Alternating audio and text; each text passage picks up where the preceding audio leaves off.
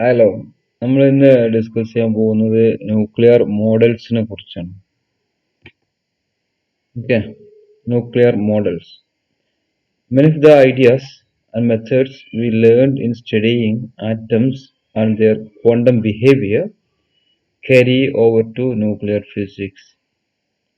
However, in some important ways, they are quite different.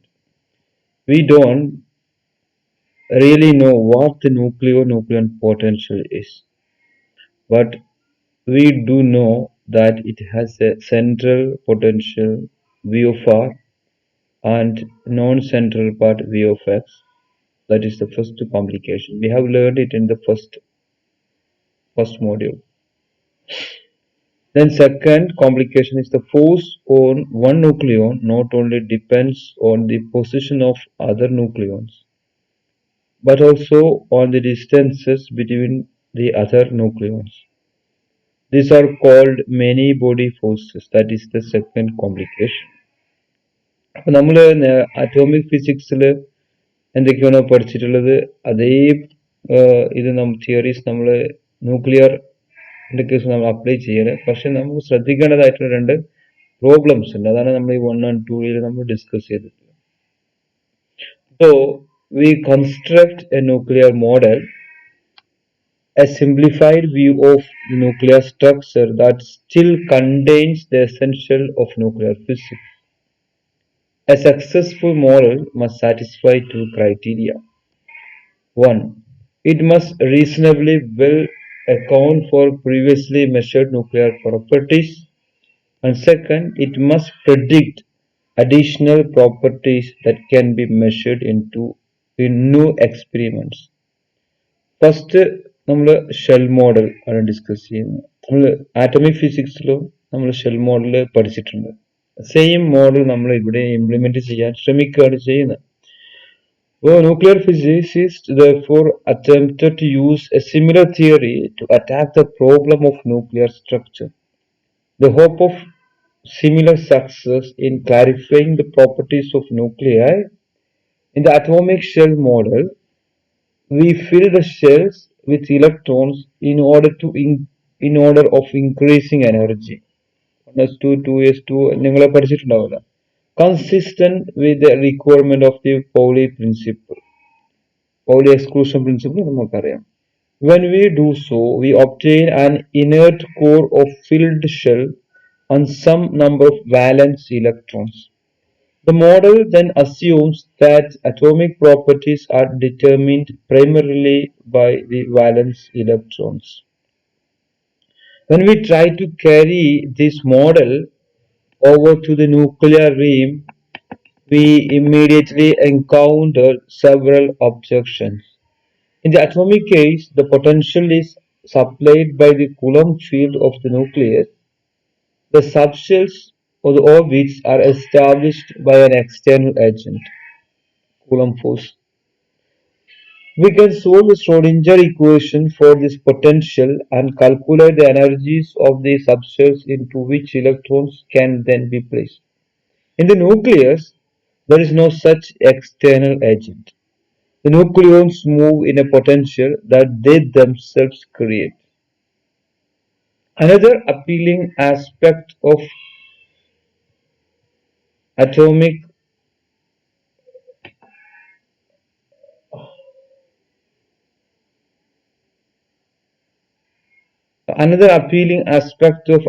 shell theory is the existence of spatial orbits. നമ്മൾ nuclear effect കൊണ്ടുണ്ടാകുന്ന orbit നമ്മൾ discuss ചെയ്തിട്ടുണ്ട് atomic കേസിൽ. നമ്മൾ shell arrange ചെയ്തിട്ടോ spin up spin down വെച്ച് നമ്മൾ electrons arrangement നമ്മൾ ഡിസ്കസ് ചെയ്തു. അപ്പോൾ നമ്മളവിടെ സ്പെഷ്യൽ ഓർബിറ്റ്സ് നമ്മൾ കൺസിഡർ ചെയ്യുന്നത്. The electrons can move in those orbits relatively free of collisions with other electrons. How can we regard the nucleons as moving in well-defined orbits when a single nucleon can make many collisions during each orbit? ഇതൊരു പ്രശ്നമാണ്. First, let us examine the experimental evidence that supports the existence of nuclear shells. The separation of energy, like the atomic ionization energy, the separation energy increases gradually with N or Ez, except for a few sharp drops that occur at the same neutron and proton numbers. We are led to guess that the sharp discontinuities in the separation energy corresponds to the filling of major shells. The sudden and discontinuous behavior occurs at the same proton or neutron numbers as in the case of the separation energies. These so-called magic numbers, Z or N equal to 2, 8, 20, 28, 50, 82, and 126, represents the effects of filled major shells. The existence of a nuclear potential is dealt with by the fundamental assumption of the shell model. The motion of a single nucleon is governed by a potential caused by all of the other nucleons. If we treat each individual nucleons in this way, then we can allow the nucleons in turn to occupy the energy levels of a series of subshells. The existence of definite spatial orbits depends on the Pauli principle. Consider in a heavy nucleus a collision between two nucleons in a state near the very bottom of the potential well. When the nucleons collide, they will transfer energy to one another, but if all of the energy levels are filled up to the level of the valence nucleons, there is no way for one of the nucleons to gain energy except to move up to the valence level. The other levels near the original level are filled and cannot accept an additional nucleon. Such a transfer from a low-lying level to the valence band requires more energy than the nucleons are likely to transfer in a collision. Thus, the collision cannot occur, and the nucleons can indeed orbit as if they were transparent to one another. Then, shell model potential. The first step in developing the shell model is the choice of the potential. And we begin by considering two potentials, one the infinite well and the second the harmonic oscillator. As in the case of atomic physics, the degeneracy of each level is the number of nucleons that can be put in each level, namely 2 into 2l plus 1. The factor of 2l plus 1 arises from the ml degeneracy, and the additional factors of 2 comes from the ms degeneracy. Thus, 1d means the first lowest, 1 means first lowest d state, 2d means the second d state, and so on. It is encouraging to see the magic numbers of 2, 8, and 20 emerging in both of these schemes, but the higher levels do not correspond at all to the observed magic numbers. The infinite well is not a good approximation to the nuclear potential for several reasons. To separate a neutron or proton, we must supply enough energy to take it out of the well is an infinite amount.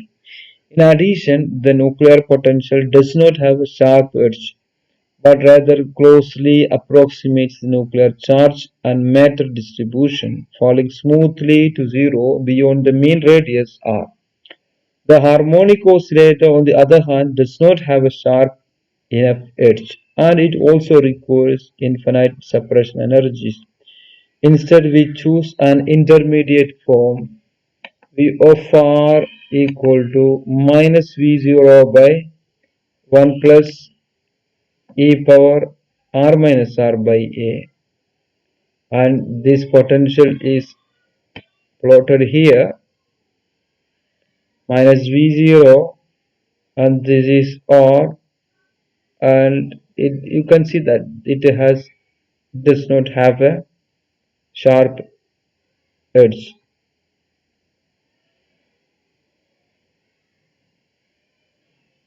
And this region is known as skin thickness, where R and A gives respectively the mean radius and skin depth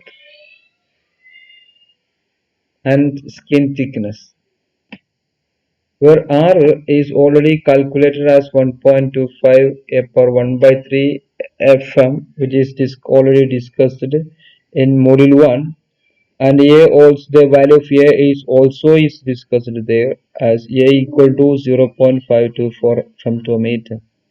The well depth V0 is adjusted to give the proper separation energies and is of order of 50 MeV.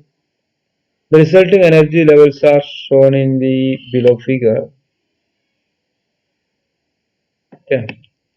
The intermediate form, and this represents the spin orbit interaction.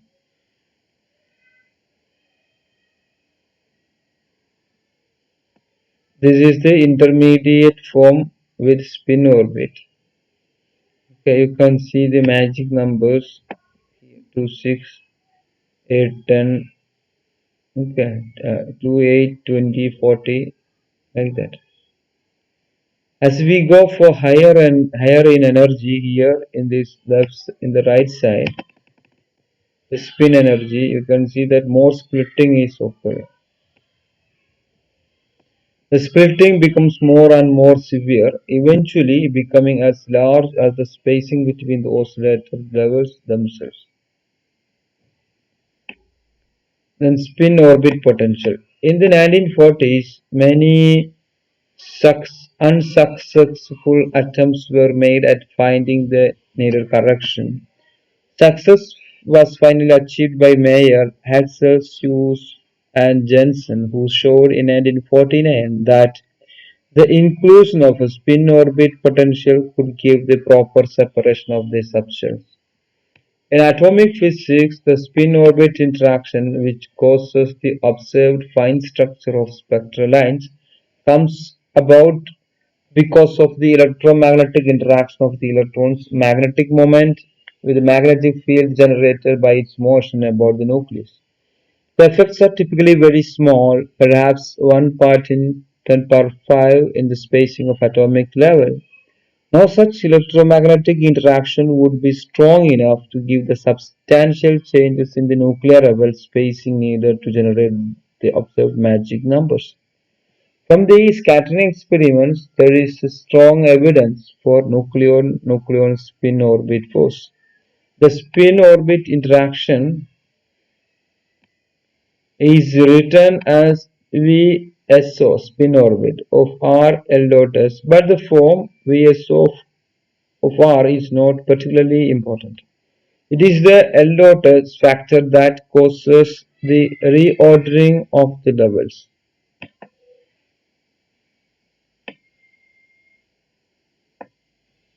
As in atomic physics, in the presence of a spin-orbit interaction, it is appropriate to label the states with total angular momentum J equal to L plus S.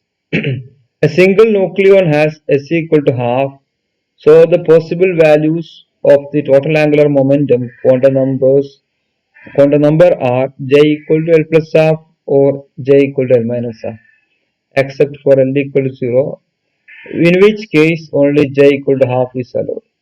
The expectation value of L dot S can be calculated using a common trick. We first evaluate J square equal to L plus S whole square, J square equal to S square plus S square plus 2L dot S. And from this we can write L dot S equal to half into J square minus L square minus S square. Putting in the expectation values gives expectation value of L dot S. We can write half into J into J plus 1 minus L into L plus 1 minus S into S plus 1 into H cross square. Consider a level such as the 1F level, that is L equal to 3, which has a degeneracy of 2 into 2L plus 1, that is equal to 14. The possible J values are L plus or minus half, that is 5 by 2 or 7 by 2. Minus 5 by 2, minus 3 by 2, 0, 1 by 2, 3 by 2, plus 5 by 2. right? നമ്മൾ separation മൂന്ന് നോക്കാം.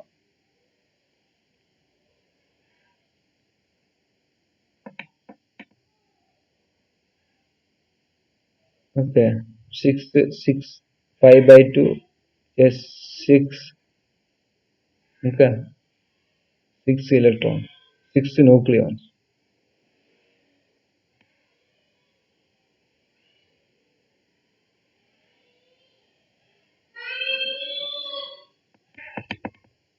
That are here. You can see that the capacity of the 1f 5 by 2 level is therefore 6. That is minus 5 by 2, minus 3 by 2, 1 by 2, then minus 1 by 2, then 1 by 2, 3 by 2, 5 by 2, and 6. And of 1f 7 by 2 is 8, giving again 14 states. For the 1f 5 by 2 and 1f 7 by 2 states, which are known as a spin orbit pair or doublet, there is an energy separation that is proportional to the level of expectation value of L dot S for each state. Indeed, for any pair of states with L greater than 0, we can compute the energy difference using L dot H j equal to L plus 1 by 2 minus L dot H j equal to L minus 1 by 2,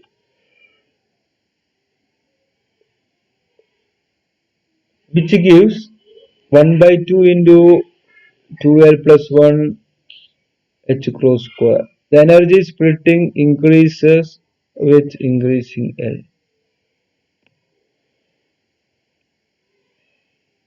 As an example of the application of the shell model, consider the filling of the levels needed to produce 1580 and 1780. The 8 protons fill a major shell and do not contribute to the structure. For 15807, protons 8 protons 2 in the 1s 1 by 2 state, 4 no protons in the 1p 3 by 2 state, minus 3 by 2, 1 by 2, sorry, minus 1 by 2, plus 1 by 2, 3 by 2. 1p half നമുക്ക് minus 1 by 2 plus 1 by 2.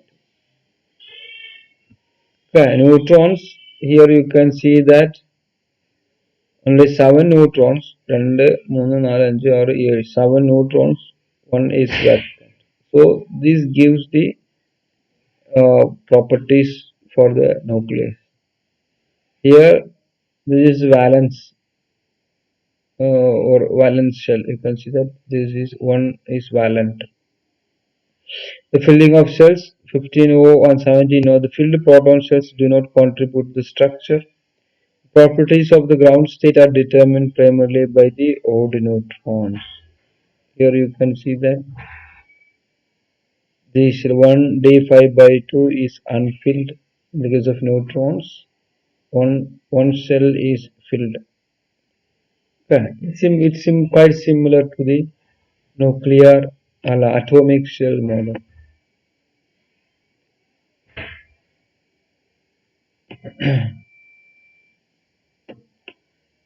This figure shows the filling of levels. The extreme limit of the shell model asserts that only the single unpaired nucleon determines the properties of the nucleus. In the case of 15O, the unpaired neutron is in the p half shell.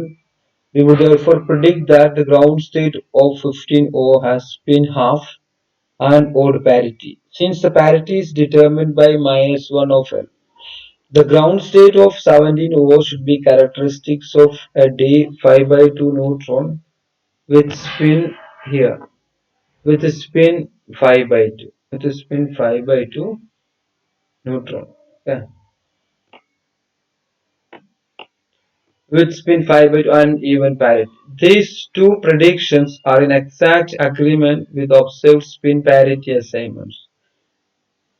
And in fact, similar agreements are found throughout the range of odd A nuclei where the shell model is valid. This success in accounting for the observed ground state spin parity assignments was a great triumph for the shell model. Then magnetic dipole moments. Another case in which the shell model gives a reasonable but not exact agreement with the observed nuclear properties is in the case of magnetic dipole moments. Thus, including both L and S terms, we must evaluate moment mu equal to mu n nuclear magnetic moment in into GL plus GIZ is SEZ by H cross. When JZ equal to JH cross, this cannot be evaluated directly. Since LZ and SEZ do not have precisely defined values when we work in a system in which J is precisely defined, we can rewrite this expression using J equal to L plus S as mu equal to JZ plus JS minus GL into SEZ. നമ്മൾ ഇതിന് J equal to L plus S എന്ന് substitute ചെയ്യാണ് ചെയ്യുന്നത്. JZ equal to LZ plus SEZ എന്ന് substitute ചെയ്ത് അതിനെ rearrange ചെയ്ത് നമുക്ക് ഈ form കിട്ടും into mu n by h cos.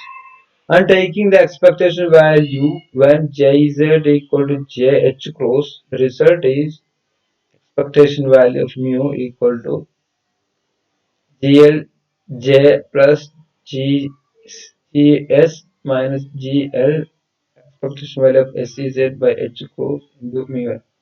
The expectation value of SEZ can be quickly computed by recalling that J is the only vector of interest in this problem. The L and S vectors are meaningful only in the relationship to J. Specifically, when we compute expectation value of SEZ, the only surviving part will be from the component of S and along J. The instantaneous value of SEZ varies, but its component along J remains constant. We therefore need an expression for the vector Sj, the component of S along J. The unit vector along J is J by mod J vector divided by moduli J, and the component of S along J is modulus of S dot J by modulus of J. The vector Sj is therefore J into modulus S dot J by modulus J square. And replacing all quantities by their expectation values gives expectation value of SEZ equal to J by 2J into J plus 1 into J plus 1 minus L into L plus 1 plus S into S plus 1 by into H cross, where S dot J equal to S dot L plus S is computed using the previous equation. Thus, for J equal to L plus half, expectation value of SEZ is equal to H cross by 2. While for J equal to L minus half, we have SEZ equal to minus H cross J by 2 into J plus 1. Corresponding magnetic moments are J equal to L plus half. For J equal to L plus half, moment equal to GL into J minus half plus half J GS mu n. For J equal to L minus half, mu equal to G L into J plus 3 by 2 by J plus 1 minus 1 by 2 into 1 by J plus 1 GS into mu n. The computed values are known as Smith lines. Smith line. The computed values for these mu's are known as Smith lines. The experimental values fall within the limits of the Smith line but are generally smaller in magnitude and have considerable scatter. One defect of this theory is the assumption that Gs for a nucleon in a nucleus is the same as Gs for a free nucleon. If we regard the substantial differences as arising from the meson cloud that surrounds the nucleon, then it is not at all surprising that the meson cloud in nuclei, where there are other surrounding nucleons and mesons, differ from what it for free nucleons. It is customary to account for this effect by somewhat arbitrarily reducing the GS factor. The overall agreement with the experiment is better, but the scatter of the points suggests that the model is oversimplifying the calculation of magnetic moments. The shell model gives us at least an approximate understanding of the structure of these nuclei.